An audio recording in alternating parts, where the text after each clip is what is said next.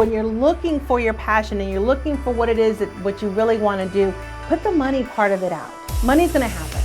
But what is it that's really going to wake you up in the morning and want to do whatever it is that it's going to do? And that is what I want to say, pursue. And talk to your parents. If your parents don't see why it is that you want to do that, have a conversation with them, discuss it with them. Not everybody has to follow the same mode or the same direction to get there. I really like troubleshooting. I like, not to say that I like when things break, but I like being tested. I get to apply my theory, everything that I've learned. It gives me a little more insight to try to figure out what are the root causes that make this not operate correctly. I loved photography, and then even as a kid I was reading like medical terminology books and like the human body, and so this kind of combines them both. So I'm always trying to get the best images possible, but we're also like investigators. You know, we put together what may be the problem. So we find their labs, we find their clinical history, we kind of put everything together, and then we know what we're looking for and we know to really investigate that area.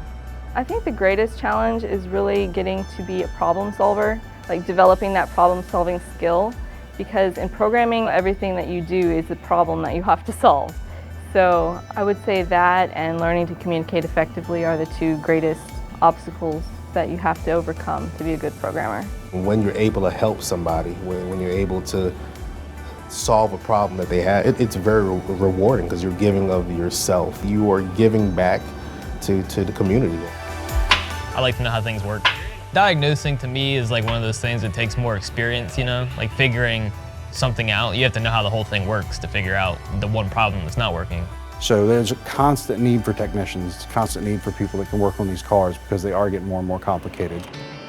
Practice and develop critical decision making. You know, can you sit back and really assess what's going on? Understand that you're dealing with human beings and you have a job you have to do, but can you relate? Can you understand what they're trying to say? And once you assess that, all right, how do you reach them? How do you talk to them? So your response is very critical. So analyze the situation.